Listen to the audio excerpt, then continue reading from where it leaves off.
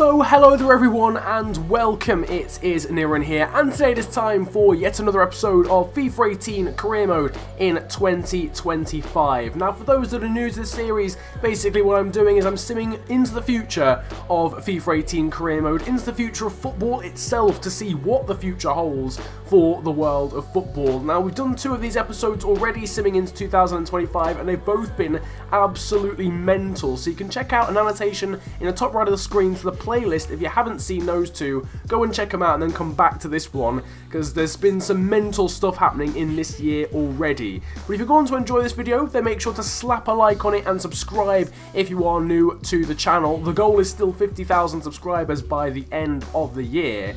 And also, the box is coming. You'll have seen the trailer there at the start. The 1 overall player, the new regeneration, is coming. So stick around for that. He's coming in the next 7 days or so. So get hyped for that one. But getting back to the task in hand for today's video, we're going to be looking at some more players, some more wacky transfers, and some teams at the moment at this point in the career mode save. Kevin De Bruyne is 84 overall for Manchester City. He's the first player involved in this video. Kieran Tierney won the league with Lyon in the 2025 season. The Scotsman is 85 rated now. Leon Bailey is traded by Leverkusen for French side Lille. The winger who can play on both sides of the wing actually. 4-star weak foot, 4-star skill moves, very good attributes. He is now 86 overall, same as the Frenchman Malang Sarr, who swapped the French league and OGC Nice for Crystal Palace. Very interesting career choice, but the very highly rated centre-back has ended up there. He's not yet hit his potential, I don't think, which is 88, but he's still playing for Palace, interestingly. Corentin Tolisso, another Frenchman, he's still at the team that he starts the career mode with.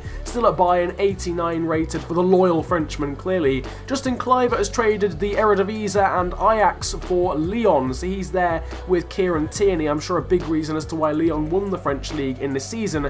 Matthijs de Ligt is playing for the same team as Leon Bailey, who we saw earlier. The Dutchman has also left Ajax. He's 86 rated. We saw him in Borussia Dortmund actually back in 2020 in the last version of this series. Henry Onyekuru has swapped Everton for Internacional. The Nigerian is 85 rated and playing in Serie A. Benjamin Henriks is another player who's left by Leverkusen. He's now playing for 5-star rated AS Monaco, providing crosses into the box for the likes of Baldi Diao Keita at 89 rated, and of course Kylian Mbappe. 88 rated Dani Ceballos is still playing for Real Madrid. The extremely versatile Spaniard has now reached his potential, and he is a very, very good player, providing some very good quality for Real Madrid. Ibra'S Regen is up and about. He used to play, interestingly, for Oldham Athletic. I don't know how he ended up there, but at this point in the career mode save in 2025, he's now joined Southampton and is 85 rated. So I don't know how he ended up at League One side Oldham Athletic. Quite frankly, I don't know where Ibra was for that to happen, but that's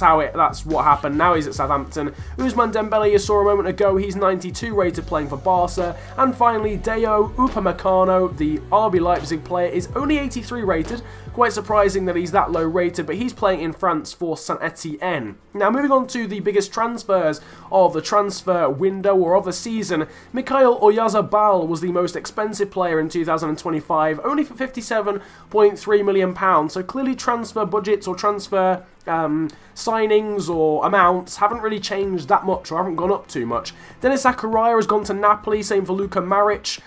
Adrian Rabiot is now signed for Barca. Richarlison had gone to, I think that was Bournemouth. Alvaro Morata has gone from Chelsea to Leipzig to replace Luciano Vietto, who's left Leipzig for Paris Saint-Germain, so a bit of a like-for-like one there. Rivera's gone to Lyon.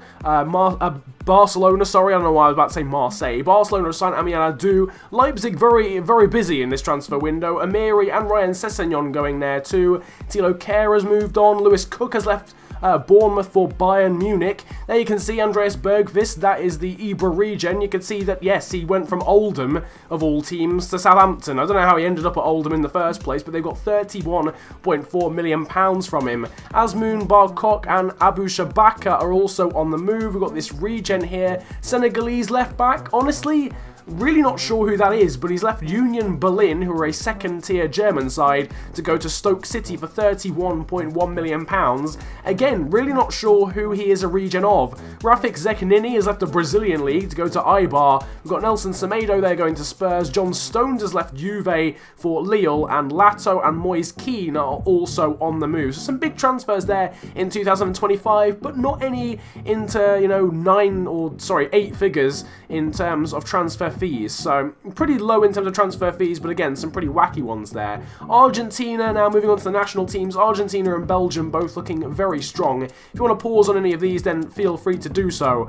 Brazil, oh my word, Brazil have got a ridiculous side. The back four is very good. They've also got Gabi Jesus, Neymar, Fabinho, Malcolm, Casemiro, Marquinhos as well there in the back. He is very good, and the whole team is very good. Colombia looking very good as well. Davinson Sanchez is their best player, but pretty much everyone apart from their left back and goalkeeper is at least 80 rated. And Denmark look pretty good as well. Kasper Dolberg up front, Christian Eriksen, Pione Sisto, Billing there, the defensive midfielder, Vestergaard and Christensen, as well as Sorensen all at the back. So a very strong back three there. England have also developed pretty well. We've got Kane, Ali, Rashford, Dyer, Tuanzebe, Michael Keane, John Stones, Alexander Arnold. Very good side, but not as good as this French team, which is utterly insane and still as good as it was in 2020. Alban Lafont, Umtiti, Diop, Lamar, Tolisso, Pogba, Dembele, Mbappe. The list just goes on. Incredible team. Germany, Vitek is a German regen. I think he's actually the pre-gen of Thomas Muller. They've also got Leroy Sané. Oh, just amazing players. Julian Brandt, Max Meyer in that team as well. Italy looking pretty decent. Belotti at his full potential. Verratti there, 94 rated. Donnarumma in between the sticks. Netherlands as well, have picked up really. The team at the moment in terms of the Netherlands is very much underperforming, but that team looks a lot better in terms of ratings. Poland looking pretty good too. Arkadiusz Milik, who was playing at Real Madrid back in 2020, as well as Zelinski, Kapuska and Linetti all in this team. Wojciech Szczesny and also the left mid, who I've forgotten. Oh, David Kovnatski as well at decent overalls. Portugal, a lot of you guys liked the Portuguese side back in 2020 because there were so many players with the same name, and that is still the case. 2 Silvers, 2 Semedos. Scotland's team here, led really by Kieran Tierney and Ryan Gould, as well as Oliver Burke and Andrew Robertson there with good overalls too. Spain's team is very good as well. Alenya and Ceballos in the middle, Oyarzabal and Saul, very good wingers, and of course a very good back four there as well. Bellerin and the rest, and also De Gea, 92 rated in goal. Switzerland looking really good too. Embolo up top, Xhaka and Zakaria as defensive mids. Maric there is in goal as well at 85 rated. Wales at this point have unfortunately lost Gareth Bale either to international retirement or just general retirement. Their best player now is Ben Woodburn at 84 rated. Sweden's attack force is looking very good. Alexander Isak, who's considered really the real-life Ibra'S Regen, alongside the in-game Ibra'S Regen. Emil Forsberg and Franson there are very good overalls too. Ireland, their best player is O'Connor, a very mysterious Irish regen who doesn't seem to be a regen of anyone. I don't really know who has the potential to be that good in real life, who's Irish, but he's the best player in their team, 84 rated. Moving on to looking at some of the teams in a little bit more detail, and first of all we've got Borussia Dortmund, who had only one goalkeeper, and he clearly isn't that good because he's not scouted, so Dortmund are underperforming a little bit in the game, and that might be the reason why. They just don't have a good goalkeeper. Overall though, their team isn't that great. I think their best defender was Rico Henry at 84. Bit of a better midfield, Rafael Guerrero there as well as Matthias Kranovita.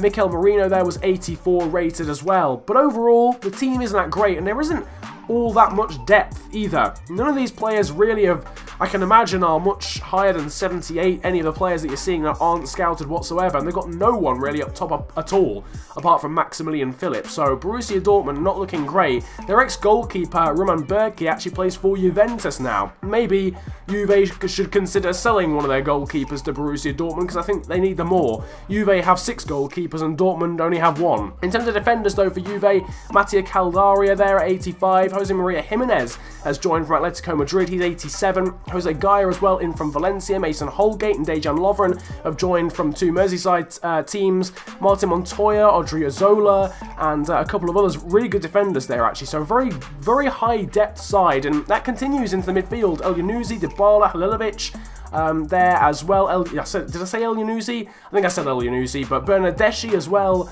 Loads of players, and those are really good players as well for Juventus. It's easy to see why they're doing so well. Really good regen there as well in Gorka, Maffeo, Becerra, Milik and Griezmann all in their attack force as well. So a really good team there. Competing up against them in Italy is Napoli. 2 very good goalkeepers there in Capino and also Maric, Antonio Barreca, Diego Dalot, Stefan Bell, Mamana and Tilo Kerr Ferreira. So really good defenders there, at least 5 decent defenders, and then a couple of other depth players in there as well. Midfield-wise, Pablo Fornals is 29. He is 86 rated. Also got Jordan Ibe, interestingly, in from Bournemouth. Lamela, Jorginho and Leandrinho also playing there in terms of midfielders for Napoli. Denis Zakaria, we saw, I think, earlier, I'm not entirely sure. He's 86 rated, and Peter Zielinski still playing for them too. Kasper Dolberg, 88 rated, playing for Napoli. Johannes Eggestein as well is playing for them. Diego Jota and Adam Unas as well, the other notable forwards playing for Napoli. So some very good attacking options there for Napoli too. Moving on to the final team, though, I think, in this video, and that is Atletico Madrid. Jan Oblak is their only goalkeeper. Very good, but not much depth. If he gets injured, they are having to play an outfielder in goal. Matteo De Siglio, as well as Musacchio and a lot of other players. Daniele Rugani was also in that Atletico defence. Yannick Ferreira Carrasco still playing for Atletico Madrid as well. But apart from that, their midfield isn't that great. Bernard Mensah, Alessandro Schürpf, Javi Pastore is way past his prime. The only real other good player in that midfield is Saul Niguez, who is 90 rated. And going forward as well, there's not much there either for Atletico Madrid, apart from this man there, Patrick Schick, the Czech Republic striker, 87 rated.